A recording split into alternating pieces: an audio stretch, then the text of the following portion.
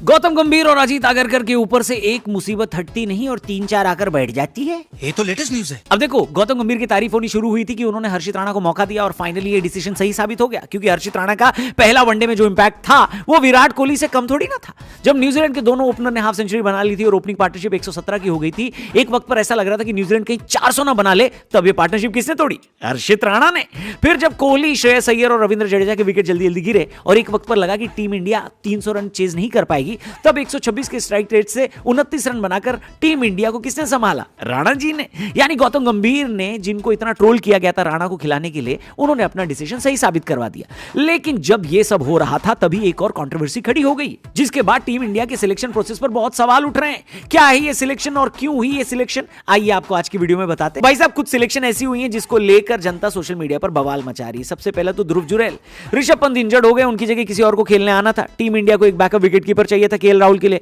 अब ऐसे में लोगों को लग रहा था कि फाइनली संजू को जस्टिस मिलेगा, क्योंकि टी20 में उनका परफॉर्मेंस बढ़िया है, लेकिन वनडे में भी उन्होंने बेहतरीन परफॉर्म किया है। उनकी 56 की एवरेज है, 100 के करीब का स्ट्राइक रेट। अभी विजय हजारे ट्रॉफी में उन्होंने सेंचुरी भी लगाई थी। चलो, संजू ना होते तो ईशान किशन होते, जिन्होंने डोमेस्टिक में बढ़िया परफॉर्म किया। सैयद मुश्ताक अली ट्रॉफी में झारखंड को जिता भी दिया, फिर विजय हजारे ट्रॉफी में भी एक सेंचुरी लगाई। बेसिकली इन दोनों में से किसी एक को ऋषभ पंत की जगह सिलेक्ट करना था, लेकिन सिलेक्ट हुए ध्रुव जुरैल। ध्रुव वैसे टेस्ट में तो इंडिया के रेगुलर फीचर होते हैं, लेकिन वनडे में उनसे बेहतर विकेट कीपर अवेलेबल थे। इसके बावजूद उनका सिलेक्शन होना कई लोगों को हलक से 2 बोतल पानी पीने के बावजूद नीचे नहीं उतर रहा।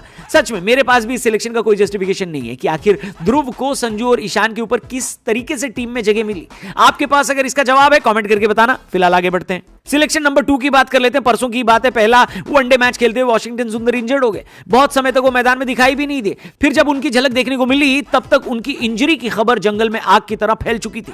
फिर यह खबर आई कि वाशिंगटन सुंदर वनडे सीरीज से बाहर हो चुके हैं। ऐसे में उनका रिप्लेसमेंट अनाउंस होना था। देवदत्त पडिक्कल, ऋतुराज गायकवाड़ जैसे खिलाड़ियों के फैंस खुश हो गए, क्योंकि उनको लगा कि अब हमारे स्टार को टीम इंडिया में जगह मिलेगी। लेकिन गेस करिए कौन टीम में शामिल हुआ? आयुष बड़ोनी। जी हां, आयुष बड़ोनी, कोई सेंस है इस बात की? जो अभी तक कहीं पर भी सिलेक्शन की क्राइटेरिया में नहीं थे, अचानक से अब टीम इंडिया की जर्सी में नजर आने वाले हैं। लोग पूछ रहे हैं लॉजिक क्या है भैया?